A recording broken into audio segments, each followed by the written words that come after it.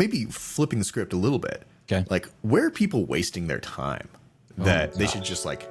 Here comes the soapbox. The entire industry is stupid. Okay?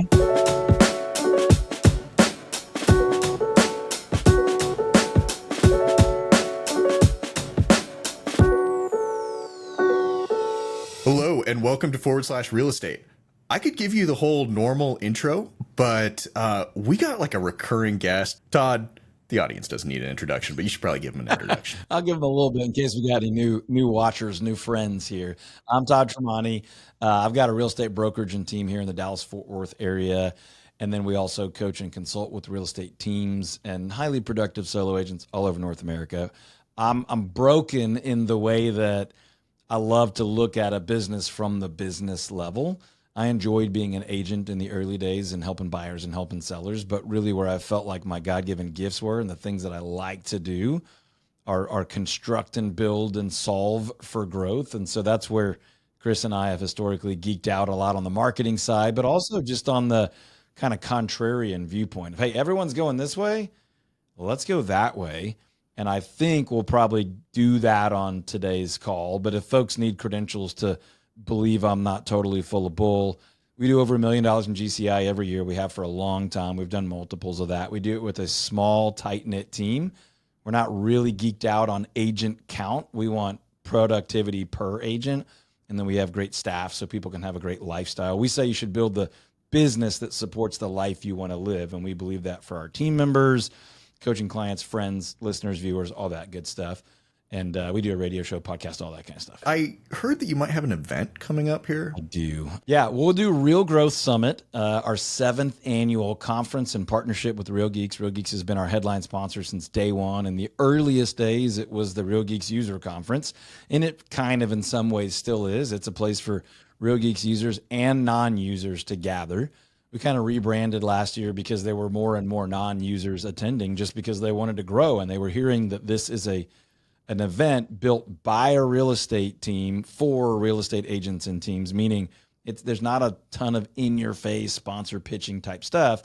It's intended to be the event that I want to go to. Now, I host it and lead it with Real Geeks, but I also want to attend it. And I'm in the back with pen and paper taking notes a ton. So we'll probably talk about it more as we make our way through. But it's September 15th and 16th this year in Dallas, Texas. With a cocktail party welcome event the evening before on the 14th. But it's a blast. It's a ton of fun. We hang out, we eat, we drink, we're merry. We talk about growing businesses. We solve each other's problems. It's the most generous group of real estate professionals I've ever encountered in 20 plus years in this business. And I've been in some pretty great groups. People tend to share their very best, and then they ask others for their very best. And it's an incredible group. We have great stuff from the stage. We'll interview the CEO of Real Geeks. We do every year. Probably get Chris and the product team and the marketing team up there as much as we can. But there's also outside speakers and panels of just what's working for people. It's a lot of content. One complaint we get once or twice each year is it's almost too much content.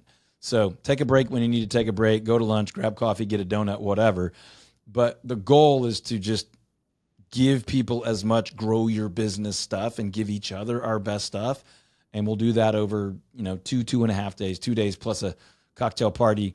And we'll have a great time together. My whole team is there helping me host it. A lot of our coaching members come and share their best stuff. So we mingle, we hang out, we help each other grow. I love the event every year. It's great to, meet agents from around the country and learn. And I just have to underline exactly what you said there of, people are very open with what's working, what's not working, things they're workshopping, things they're experimenting with. So it is a really great environment to hang out in. And we really do recommend that people bring your whole team. The people that bring their teams get the most value. They come back with connectivity and camaraderie and shared mission and ready to go storm the gates. And several teams have been doing that for 6 years now. So this will be year 7. Yeah, no, that's really cool to see the whole teams come in and, you usually have multiple sessions, and so it's the teams break up into the different sessions and, everyone comes back with a little piece of the puzzle. It's really good. We got a topic for today, so we can get into it. All right, Todd. So the headline that I was sent is attracting business versus chasing business. I feel like you got to start with a little bit of explanation on that one. that sounds like kindergarten level stuff, but in reality, I talk to hundreds, if not thousands, of real estate agents and team leaders, usually the more productive in the community across the United States. And people don't get this. I mean, they intellectually understand it, but they're not implementing. They're not building based on this comparison. So I'll just define what I mean by each of those things, right? A, raise your hand if you're sick of grinding and chasing crazy people. 2 hands up, right? Like the person that can't afford to buy, the person that doesn't know what they want, the person that wants you to show up when they say show up and they don't show up. Like, of course, nobody wants that. That's the chasing side. Now, you can be very successful with chasing. I'm not saying never chase. What we do say is attract as much as of your ideal clients as possible and chase when you must, chase when you need to. But for example, I would define chasing as like cold outbound prospecting of expireds. I'm not saying don't do it, but I'm saying that's not your best thing you could do. That's not where your ideal home run, perfect, right fit client, most profitable, most referable, most connective, most engaging, most fun client's gonna be. But you know there's probably some listings over there, but I got to chase. 37 people called them the day they expired, and I'm one of them, right? So we're chasing. We're kind of begging them to give us 2 minutes to put our best foot forward. Whereas attracting looks like I'm asleep. I'm at a ball game with my kids, and the phone rings. Hey, I've been watching your stuff. Hey, I've been listening to you. Hey, I've been reading. Hey, people have been telling me about you. When could we get together? Do you have any time that I could get on your schedule this week? It's just a completely different positioning to attract ideal versus chase kind of anything. Just imagine for a second, deep breath. Imagine that 80+% of your business was inbound attracted ideal prospects. What does that even mean for you? What's your ideal prospect? What's their price point? What's their budget look? Are they all cash? Are they borrowed? Are they a veteran? Are they doing a condo, a townhome, acreage property, waterfront? Are they selling and buying, or are they just buying? Or are they just selling? Are they renting? Is that your ideal? Okay, so I mean, as the marketing guy, this is making a lot of sense to me. I mean, there's some other marketing words I could throw out that sure. This sounds like. But let me ask you like a prerequisite question. And, you know, the way that this first came into my mind is like, how do you know a type of client and how to talk to them if you like haven't been into the Thunderdome, right? But maybe there's another question that you can answer there, which is just like, how do you know? How do you know like the type of client that you want to serve? The easiest indicator of who you love working with. Yeah. Who do you hate working with? Who sucks? Who's not fun at all? You're like, man, I'm not saying engineers are bad people, but there are some people that are like, I do not like working with engineers. There's so many questions. There's so much detail. It's so annoying. Okay, cool. Well, that's not it then. So we're narrowing down, right? Broke people, mean people, lazy people, dishonest people. Okay, so that's the easiest place to start is who do I know I do not want to work with? And it doesn't mean terrible humans. It just means maybe who do I not tend to help as much? Maybe what areas do I not really know that much about? I don't really have proficiency. Okay, so I'm starting to zero in on some things. And now it's a question of where am I excellent? Where do I kind of lose track of time researching and learning? Okay, that's probably a good indicator of where you could grow a real specialization. So we'll talk a ton about that at the conference literally for 2 days. But for now, I would just say, where are you passionate? What have been some of your favorite past clients or favorite property types or favorite price points? Not just favorite because you made money, but favorite because you delivered a ton of value. You enjoyed the process. The people that were involved with that were generally enjoyable. So now we're narrowing in on some things, and that's how I would start.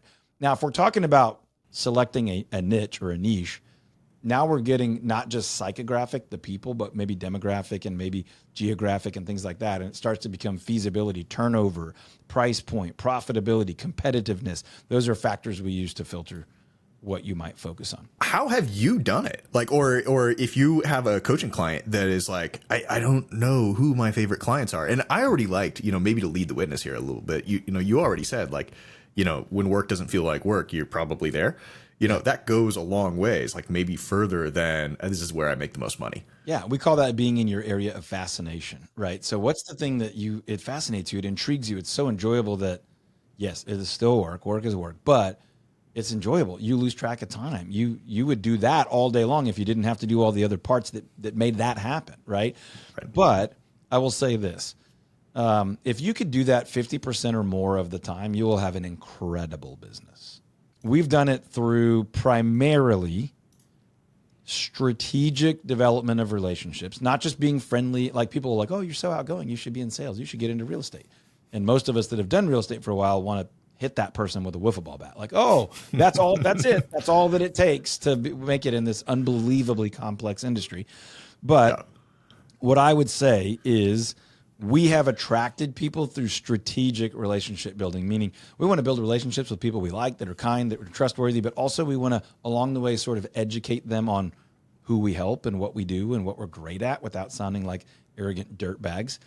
We also do that through all of the profiles that the great world of the internet provides for us for free, right? So it is not a new idea to think about a Google profile or a Bing profile or your Zillow it sounds profile. like a little bit of a brand. How about that? If one of your past clients is asked to describe Todd Tramonte, like what do they say? Yeah, we hope they use their own words, but we hope the two primary things that come up are expertise and fun, right? So like I actually have an answer to that question. How many people don't? And this isn't a judgment or an indictment of your acumen. This is just saying, like, have you thought about that? Now, here's where I'm careful. I never used the word brand. Chris did. The reason you won't hear me say the word brand a lot is because typically in books and at conferences and events and online content, brand is for a different class of business than most of us. Brand is for Coca-Cola and Pepsi and Procter and Gamble. That doesn't mean it can't be for us, but you have to be careful reading branding books by Al Reese and others. That's not typically for the 9-person real estate team or the 2-person solo business with a little bit of help from a spouse or a kid or a part-time or whatever, right? So I say literally never do anything for only branding purposes, but always be branding along with what else you're doing. So yes, I'd say branding, but to answer the question more specifically for people watching, listening, reading this thing, we have attracted people through strategic relationship building, educating them on who we want to be and who we want to attract. Who you are has a lot to do with who you'll attract. Also, basic things like profiles. Let's just use a Google profile as an example. If you have 2 reviews and I have 800 reviews, I win almost every single time. If my reviews all say like, I'm good at math, that's okay. If my reviews say I'm so much fun to work with, like I was inspiring for their marriage and their parenting and their family and their education and saved them a ton of money in real estate and made the searching process easier and they slept like a baby the whole time, those are the kind of people that are going to be attracted. Like, I don't know. I did not sleep well last time I bought a house. Sleeping like a baby through these things, I never even heard of that. I'm calling, right? Oh, the math piece is attractive. The relational piece is attractive. So you kind of have to put out brand, what you want to draw in, but social proof is the best way to do that. So have someone else say that, and a review's an obvious way, but someone else record a video, someone else tell a friend, someone else advocate for you at that level. The other ways we've done it are radio ads. I'm in my studio right now. We have a radio show, podcast, YouTube videos, social media advertising, print newsletters, digital newsletters, live events, virtual events. We do all that stuff. And a lot of that is very specifically driven to attract our ideal client. And this sounds ugly to a lot of people, but to repel our not ideal prospects. So if someone's like, dude, shut up, I don't want to become your friend, just freaking open the door for me, I want that person to see the video, hear the audio, read the blog, go to the profile and be like, no, these freaking people are not for me. Great. Cool. Let's not even talk. Maybe I want to give you the opportunity to just like button that up, because I think for the astute listener, you just answered this question. Okay. But how are you attracting? All right, so you've done the exercise, you know who you want to attract. Yep. But how are you doing it? So the simplest way, the most obvious big media way I could say is we're literally running radio ads. So for example, there's an advertisement that says we guarantee to sell your home over the average price and under the average time, and currently we're averaging 7.4% over the average sales price in the area and 32 days faster under the average time on market. If you would like to be one of those success stories, go to the website, ToddTramonteTeam.com. Okay. So literally someone calls the office on that. That's inbound. We have attracted them. Yeah, we put the bait out there. Yep. But the person that answers that phone in our office is hearing, Hey, Chris, thanks for taking my call. I've been listening to Todd for years. I know what you guys do. We have a home on small acreage in DFW. I know that's what you guys do. When could y'all come out and help us get that sold? Instead of, hey, Chris, Todd Tramonte, I noticed you had your home on the market recently and it didn't sell. I'm just curious if you're still interested in selling that house. Shut up. You're the 37th agent to call me today, right? Attract versus chase. This person already knows what we do, has been planning to call for years, finally heard the ad at the right time when they're motivated, and they're grateful to get on our calendar. They're expecting us to sell their house. That's a pretty lay down conversion there, right? So that is the most obvious example I could say. Now, when you get into the indirect attraction, friend tells a friend, you can only control what you can control. How are you encouraging, resourcing, and educating the people you know, and then subtly, respectfully, ethically training them to promote and advocate for you?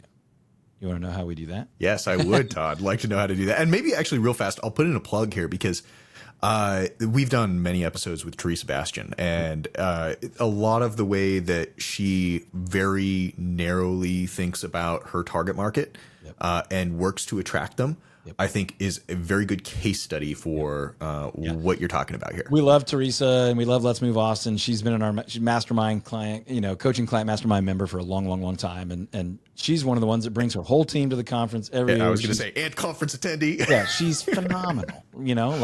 I didn't even have to tell you should have her on your podcast. You could just see it, right? She's incredible. She is a great case study of that. And honestly, was not there originally, right? Was kind of everything to everyone in her area, and then learned, I don't have to do all that. I don't have to work with those people. I don't really need to grind like that anymore. So let's work with the people we love working with. But when we train someone to go out and help attract business to us, it could be as simple as me saying, hey, Chris, thanks for the compliment. Hey, next time you find yourself in a conversation about real estate, and somebody needs the level of service that you just, celebrated us for, would you mind just getting your phone out, pulling up my number, hitting send, and just handing them the phone? Like, you will never be interrupting me. I always have time for you, for my friends, and my favorite clients, to be honest. Would you, next time that happens, would you just put me on the phone with them? And then I shut up and I wait for you to answer. And maybe you do part of that. Maybe you do, a third of that later. We also train our team constantly. How do we answer the most common questions we get? Hey, how's the market right now? What if you just say tons of inventory? That doesn't attract anything. But if that person walks away like, man, that guy knows his numbers, but he didn't sound like a dork, that's great. Now they're out telling, I got this guy that's super sharp, knows the market better than anybody I've ever seen. Also, like, not shoving business cards in your hand. You should give him a call. Now you've attracted that. Okay, so I think that the roadmap for the typical real estate agent would be like hustle, hustle, hustle, and then hopefully build enough sphere that they're getting referrals, and maybe they're thinking about this and they're like, yeah, I'm attracting the clients that I want, and they're referrals of past clients and their repeat clients. Like, is that what you're talking about, Todd? And then maybe the corollary question is like, for your business, like, how much is like coming from the active marketing you're doing versus these inbound? Yeah, I'll answer those in reverse. We do 45 to 55% of our business repeat and referral every single year. So repeat and referral, they're kind of different things, right? But basically non-paid marketing driven, right? 45 to 55%, which for us is usually 80 to 110 transactions from that repeat referral. Now, the flip side is virtually all of our paid marketing stuff is attraction marketing. That doesn't mean we would not pick up the call and outreach to somebody, but we almost never do that. Now, let me ask you really quickly, just as a marketing guy, what do you consider a lead on my Real Geek site? Attract or chase? Oh, well, I guess it depends on how that lead got there, right? Right. I would say it's in the middle, right? So I've attracted them with pay-per-click advertising or search engine optimization or maybe AI or something else. But I've put something out there, even if it's just text on page. They have come to me. Now, it's not quite as authoritative as I've been listening to your radio show for 11 years. But They came to me, right? They gave me their info. I didn't call them cold. We do not call that a cold call. Calling a lead off of your IDX site, stop calling that a cold call. It's not cold. They volunteered their information.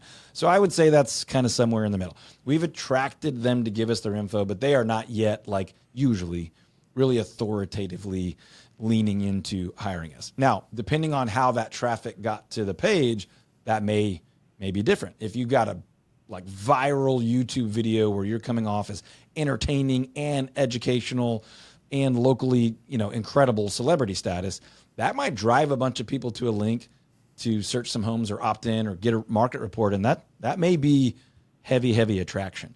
But I think to put a bow on that, the telling your friends and helping your buddies and just doing good business and they refer you is not primarily what I'm talking about. That's the 45 to 55% that you should go to war to protect. You should get every stinking repeat and referral deal you can.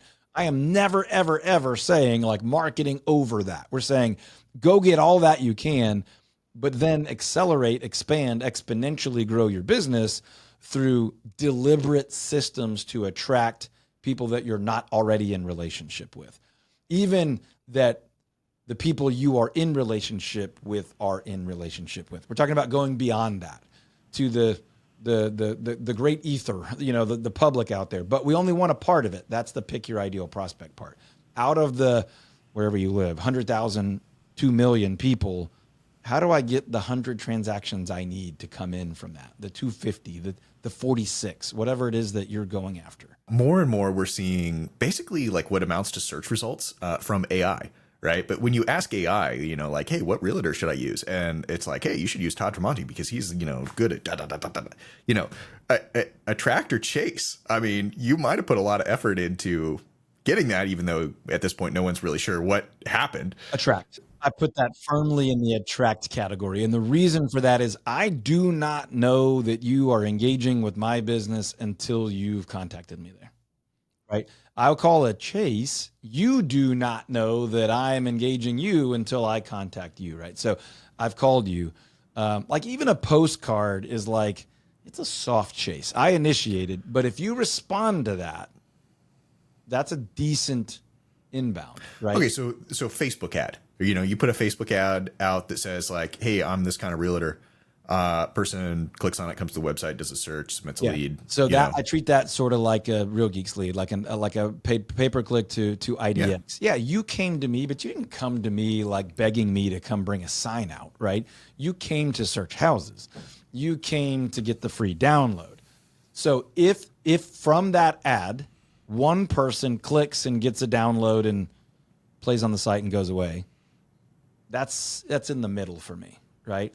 If another person sees it and like, dang, this guy's impressive, goes and Googles and calls me, full attract. You see what I'm saying? Like, yeah. And so there's always a scale. Right. Exactly. Because I think a lot of people maybe will think like, okay, so I want the person that's like full on bought in, when they come to my site.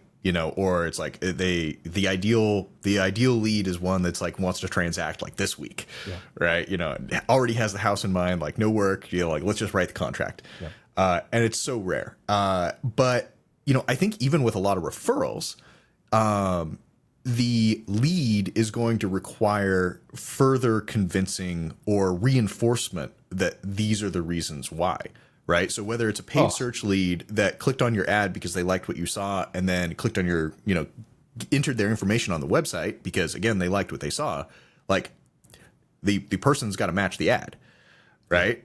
And so, I can see a lot or maybe hear a lot of people listening to this and be like, yeah, this is what I want. But then still falling into this trap of like, I attracted this person, but like they weren't ready to go, like, on the first call. I was interviewing Ian, our team leader, and I were interviewing a potential new agent for our team. And we're so selective. We are our own worst enemy. That we're the reason we don't add a ton of agents because we're so carefully selective. But she's pretty great. And she said her husband owns a local business. She goes, can I just ask you a question unrelated to this role? And we're like, sure. She goes, how do you have 840 whatever 5-star reviews? And it was like, okay, that's going to take a few minutes to discuss, but here's a couple quick answers. But the point is, that is an unbelievably powerful attraction statement as compared to I responded to an ad in a place that I wasn't really looking for an ad. Right. The difference is what I call search intent, right? So if I get on Google and I go looking for an agent and then I see one that impresses me, I'm so much more inclined to call and be happy and thankful that I found it. If I'm out on social media doing what people do, scrolling, goofing off, catching up with friends, whatever, and then real estate comes in out of the side door window or whatever, and I'm like, okay, doesn't suck, kind of intriguing. That's like as good as it gets almost there, right? It's like totally unexpected, did not go looking for this, but not terrible. That's a different level of attraction, right? Right. So all that to say, I want the full spectrum, though. You mentioned that most people are like, I want the person that calls me and is ready today. Do you want one of them next week? Oh, yeah. Well, I do. I want one. I want 2 a day, every day, 260 days a year, whatever the math is. But the point is, I don't think I would actually rather talk to you today, but you're not ready till tomorrow, than talk to you for the first time cold tomorrow, because I had an extra day to nurture you. So if I want to sell a house 365 days from now, I'm thrilled to talk to you today, but we're going to do business 365 days. For the next 364 days, or many of them, I'm going to be adding value, building trust, connecting, learning how to take great care of you, maybe getting 1 or 2 or 3 referrals from you before I ever serve you in the transactional sense. And so I view those as little assets of my business, little attraction assets, little landmines that could explode at any time with income and impact. Or maybe I just get to use my God-given gifts and abilities to serve you and add value in your life, and you never pay me anything. But then I've helped you. Or then you tell someone and then I help them and get paid. So all of that is about attraction. Yeah, no, I really like this, Todd. And I think it's probably worth underlining. I hear this from a lot of Real Geeks clients. Like, so even though Real Geeks is primarily in the business of finding people that are out on the web searching for homes and like giving them like really high quality search results so that they give you their contact information so that they can so you can contact them. Yep. Then if you're at the conference and you're talking to people, like one of the fun questions I like to ask is, what is the longest time that you've nurtured a client? And it's like, I'm looking for a high score here. Those are like parades in our office. Yeah. It's like, y'all closed and funded a Real Geek lead from 2012. And everyone's like, nah, that's freaking amazing. Yeah, exactly. I mean, like, and I'm just like playing back in my head the highlight reels of, and a lot of times the answer goes something like, a lead came in, stuck him on the nurture program, like talked to him a couple times, and in the long span of history, it's like, oh yeah, like it wasn't really that much effort. It's like I talked to him this time, talked to him that time. And then it's like they showed up one day ready to go.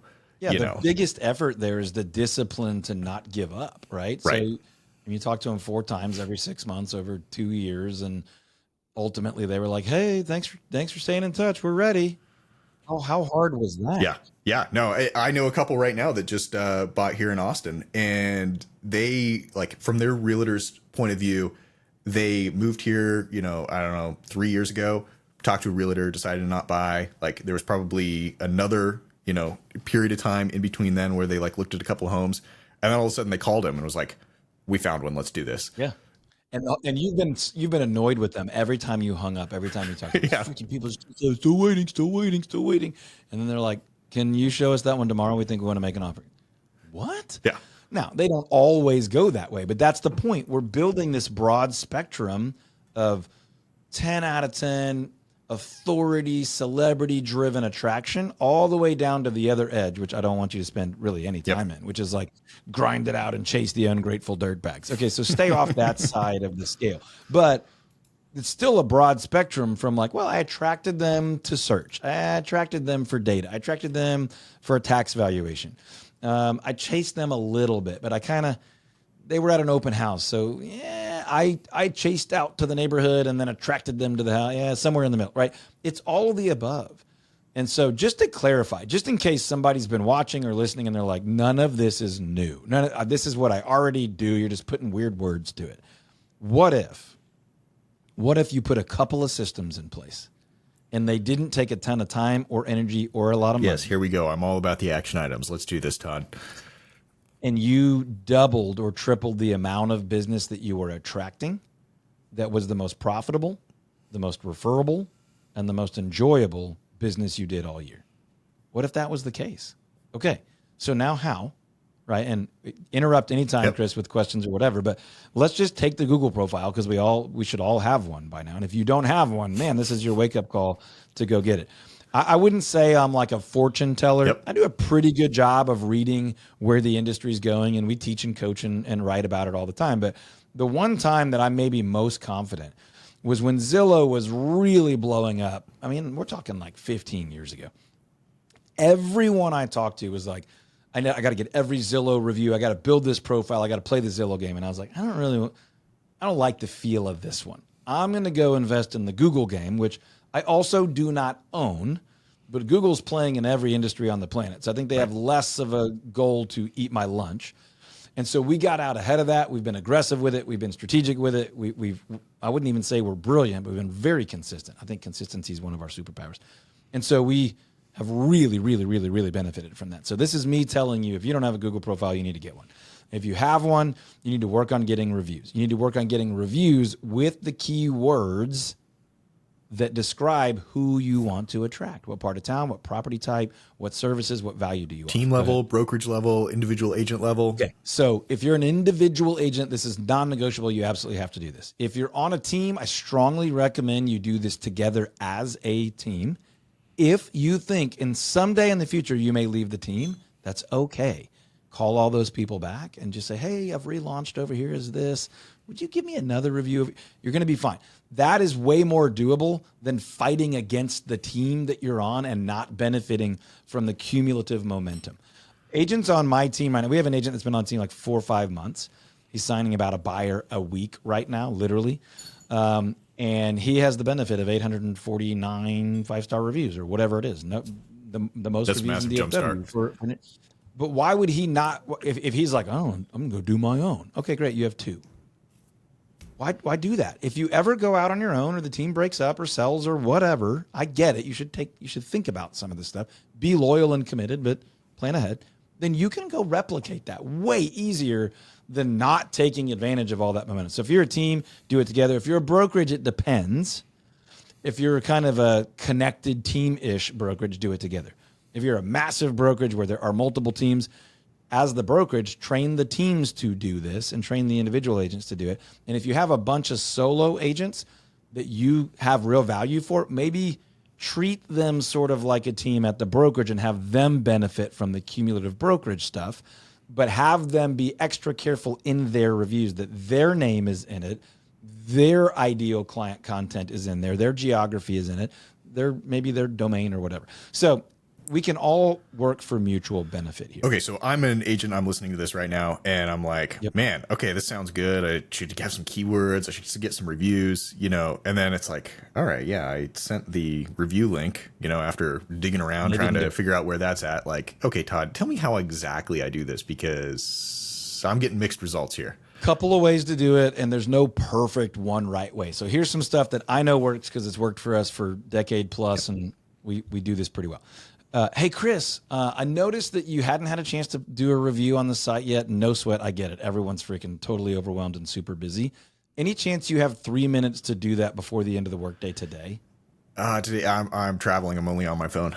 Totally get it. Two options for you. Is there like a day in the next 3 or 4 days you could just drop it on the schedule for like 5 minutes and do it? Or would it help you if I summarized your experience with us and just wrote it and I text it to you? I want you to post the review. And then if you like it, you just copy, paste it, post it. If you want to tweak it a little bit, at least I got you a running start. Would that be helpful? Sounds like Todd GPT. Hey, guess what? I just got to write my own review. No, I do it ethically and honestly, and I quote things you told me and things that were hard. But now I get to craft. By the way, we have this thing called Social Proof Marketing course. It's part of our coaching program and all that stuff. But one of the things in there is we teach like film writing. We teach the story arc of a great movie, and we really want our best reviews. We want to follow that. It's not just like Chris is the best. If you don't use Chris, you're an idiot. We'll take those. Those are great. But what we want is like, there's no greater agent in Austin, Texas, and Chris Whitling, and he made us feel special, but it wasn't always smooth. We encountered some really crazy stuff from the seller, and if we hadn't had Chris, we never would have made it. We would have bailed out and just stayed where we are and kept renting. But Chris and his team were incredible. They had great vendors, great resources. They helped us overcome it. We ended up actually closing early, and we saved $13,000, whatever those little key things that you want to be known for that are true. Now you've written the whole story arc. You've written this incredible little mini movie, mini book story. And you said, hey, Chris, does that do a decent job of representing kind of how y'all felt about things? And what's Chris going to say? Yeah. Yeah. Oh my gosh, better than I would have said it. Right. Chris, if I send the link again, do you think you could just click it and paste that in there for me real quick? That's about 45 seconds. Yeah. Yeah, no, sounds good. Yeah, exactly. I like this about the story. It's like, because it's not a great story unless there's a big problem. Yeah. You need the hero to have to overcome, right? And by the way, you want to make them the hero of the story. Okay? Follow the story arc. By the way, the best way we get those as teams is we have contests. Our people are super competitive. If your people are competitive, do contests. You cannot incentivize the person that writes the review, but I incentivize my agents. I compensate them for all their work. So I incentivize them to get reviews. We do contests for an hour. We do contests for a day. We do contests for a week. And then we celebrate the winners and we talk smack to each other if you don't want. Okay, so maybe flipping the script a little bit. Okay. Like, where are people wasting their time that they should just like... Here comes the soapbox. The entire industry is stupid. Okay?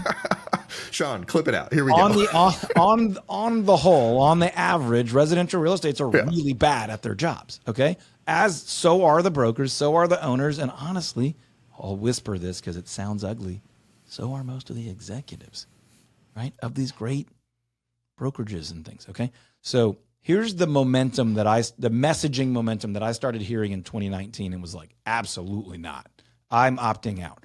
And mid to late 2019, when the market was sort of, at least in Texas, was sort of stabilizing. It was less hot. It was started normalizing. We kind of liked it, but it wasn't as juicy.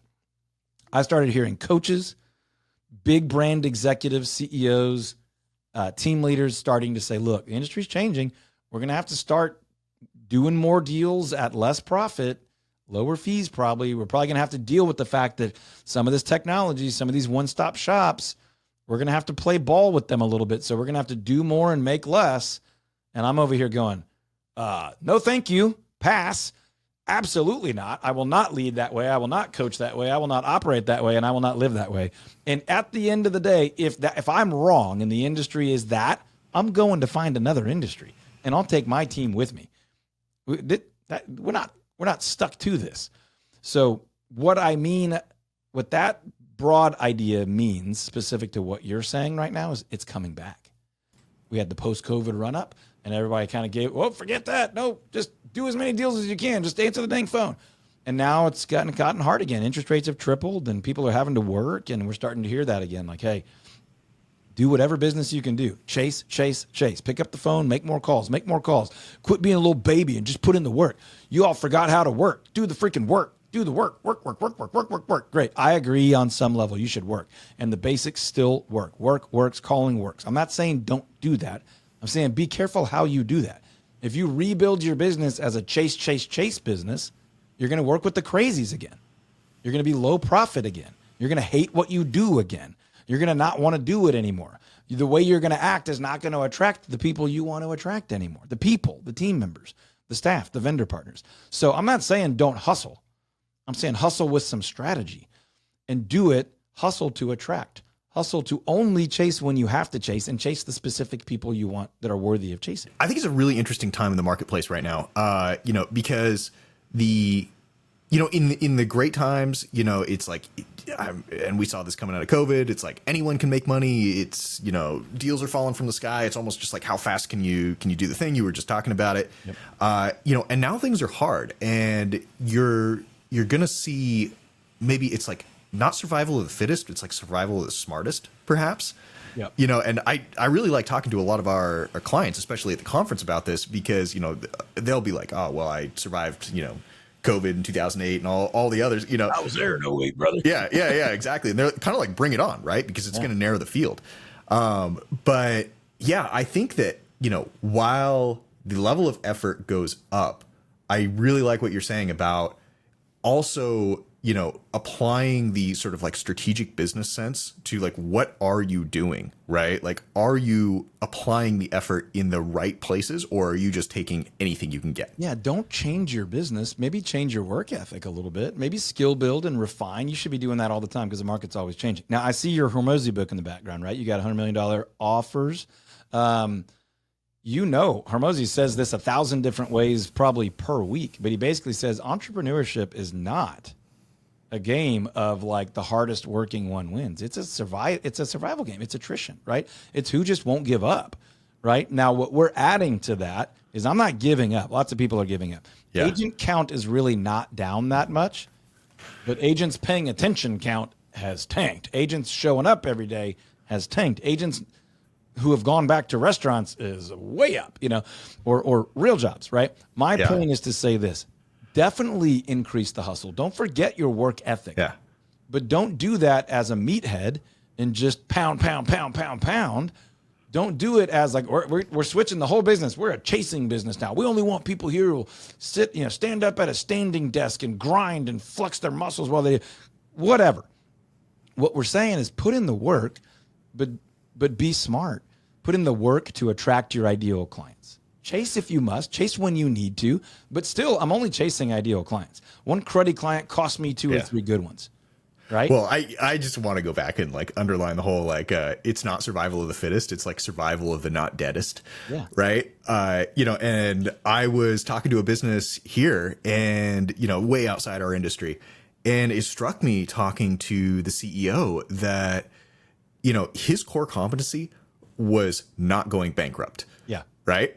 And it's and so, it's so counters like maybe what we're culturally taught of like, it should be all like champagne, caviars and private jets and, yachts and all the rest. But it's like, this guy has been able to grind out a successful business for him and his employees.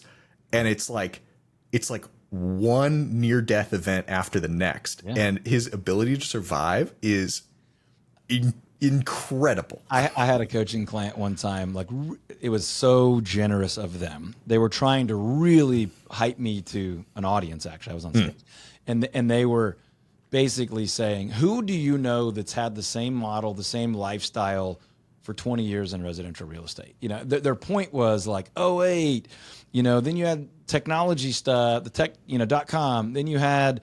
Kind of some short recessionary times. Then you had COVID. Then you had the NAR settlement and all that. And he's like, who do you know that's still running the business the same way? And of course, the audience was like, nobody. And they were like, this is the only guy I know. This is why I'm coaching with him for the rest of my life. That was kind of their pitch.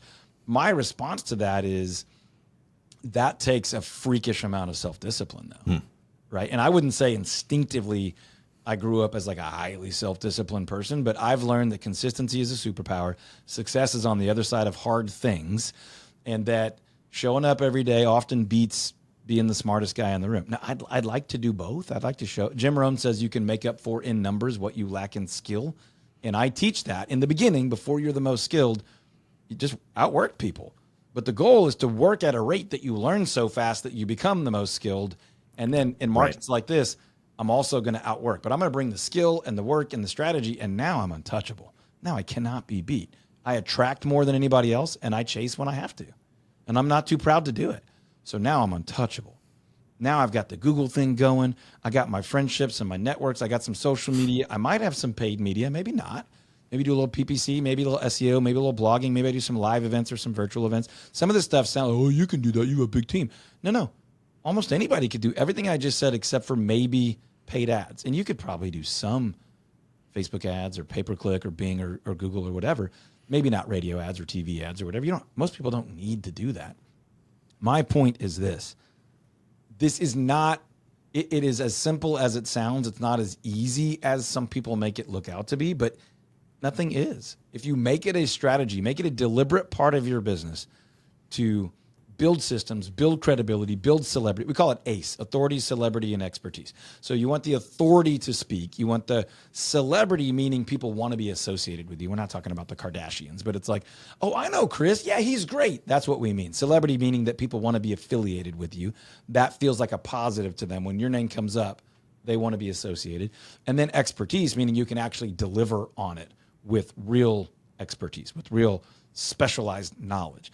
When you can do that and you're building systems for that to attract your perfect clients and the ability to be selective, and then the willingness and the ability to chase, to top it off, to balance it out, to hit your goals, to counter certain seasons with certain media, certain seasonality, certain price points or rates or whatever, you can be consistent for 20-something years. You can attract people that will be consistent with you, that don't just love you when things are hot and then blame you when things are not.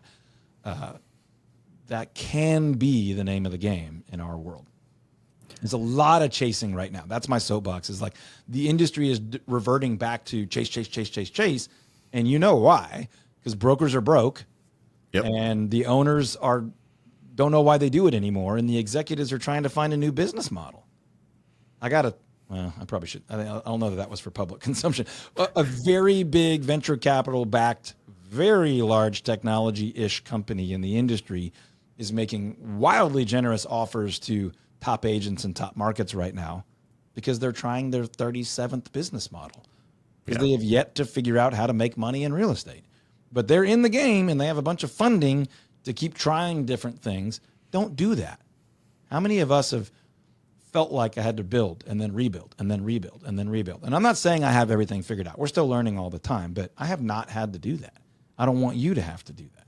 To Chris's point, how do you have consistent success over that? Well, you work the whole spectrum and you're strategic. You don't just flip and flop when the wind blows and the market changes.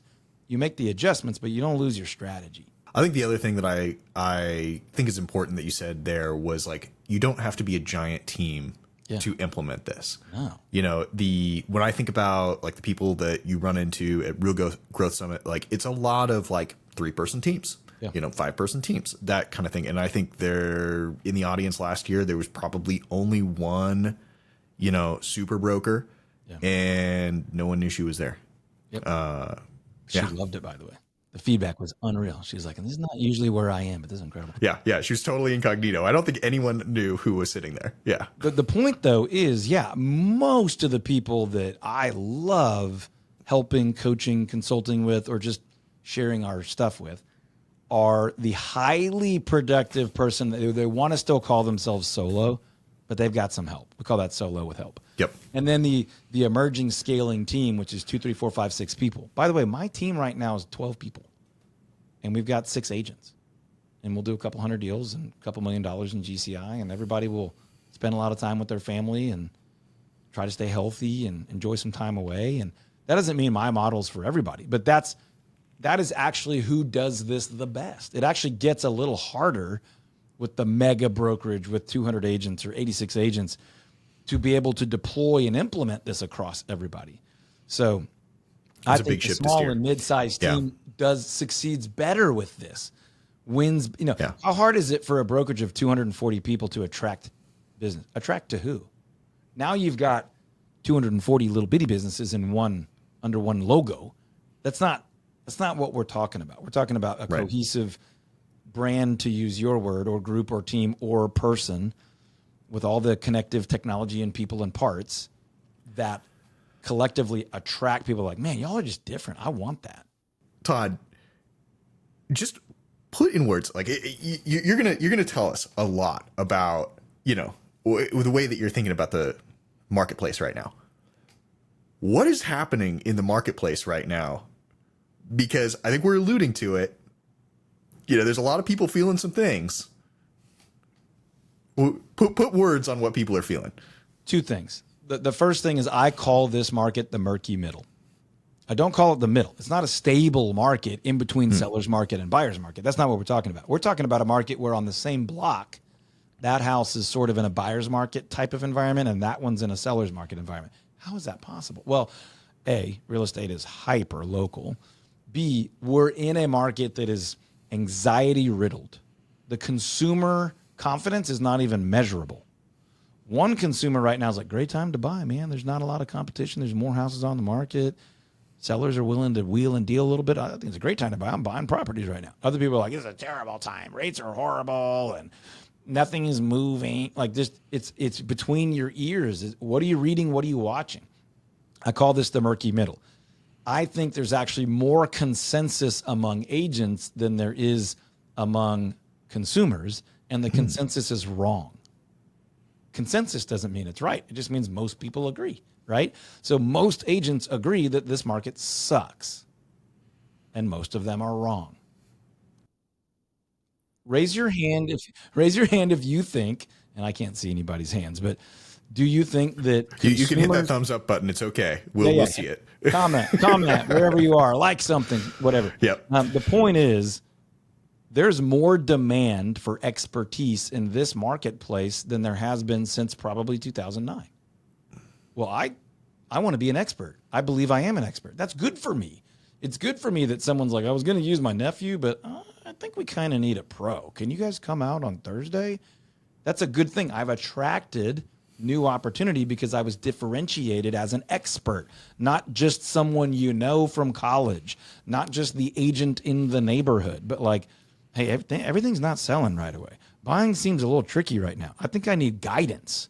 I think I need leadership. I think I need resources. That's a great thing for a full-time, fully committed, world-class agent. Guess what? You need to be full-time, fully committed, and world-class, or you are in trouble. So that's my first commentary kind of on the state of the market. The second one is be careful who you let lead you, because the leadership in our industry right now is garbage. Not all of it, but a lot of it. And what I was saying before is they're leading us back to a chasing mentality. They are freaking out about profit margins, and they're just trying to solve it with numbers. A recruiting battle, more agents, more hustle, more grind. And again, I don't think any of those things are necessarily wrong. I actually would like to hire a couple of agents. I would like all of our people to put in a little bit more repetition of work. Those things aren't wrong. But when those things are just said, siloed away from strategy, then we get pushed to like, just bust your tail so I can survive. I don't know if you're going to make it. Let's squeeze the splits, cut the costs, stop investing in value, and just grind. So again, I think the marketplace is being misled, and the marketplace is very difficult to read because we're in that murky middle where one house, one neighborhood, one zip code is very, very different from the other. The Northeast is different than most of the rest of the country. Southwest Florida has got something they haven't had to deal with in quite a long time. And we have coaching clients in these markets that we talk to every week. So I've got a pretty good feel for these markets. I'm not getting my information from when we see national data. National data is about as unreliable as my daughter with crayons writing a market report. The average across 40 or 50 something states, depending on what data you're looking at, is almost useless. Right. So I think that's where we are. Yeah, no, that makes a lot of sense. I think it's a lot of like the micro doesn't match the macro, like if you're looking at national averages, like that does not represent where you are. No. Like we'll talk on to our agents. radio show every weekend about that. Well, the New York Times says, and it's like, put it down, sir. Step away from the New York Times. Step away from the Do you live in New York? I mean, step away from the national averages. They're not useful to you. Real estate is hyper local. Your cousin who's an agent in Illinois is probably good in Illinois. Maybe not, but probably. But they're sure as heck not good in Florida. That's not helpful to you.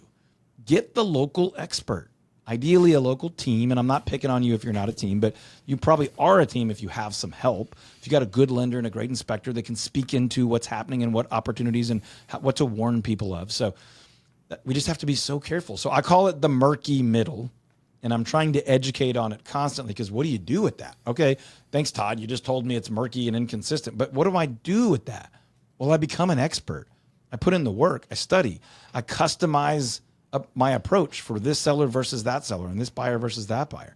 I don't just have one way of doing things. And I certainly don't operate with no way of doing things. We call that surviving deals. There are agents all over the place that are just surviving transactions, like just trying to get across the finish line, get a check, get the people the keys. But as you start to understand, if I do that, it benefits someone. If I do that, it attracts ideal. If I do that, it attracts not ideal. Then we repeat what's working. We stop doing what's not working. We build systems.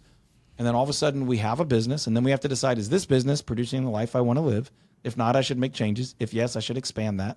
Not just more scale, but more of the life I want to live. More freedom, more boundaries, more profit, more impact on people. So there's the soapbox. I could have kept going, but I'm going to try to be disciplined here. Well, I think we're at a nice time right now. We'll see what it is after we edit it down. But I think this is a good spot to pause for the moment, and obviously you'll be back because I think you're still Teresa's giving you a run for your money on like most frequent guest, and it's not just because she lives closer to the studio; it's because she's spectacular. I do, if I can, one last just all call for the conference.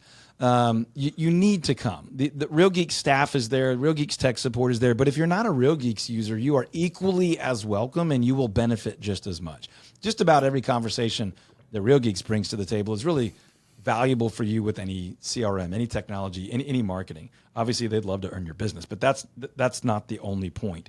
The point is we want to continue to be an event where you leave, if not almost overwhelmed, just a little overwhelmed by the amount of opportunity, the confidence, the optimism you have to fall back in love with your business and the industry.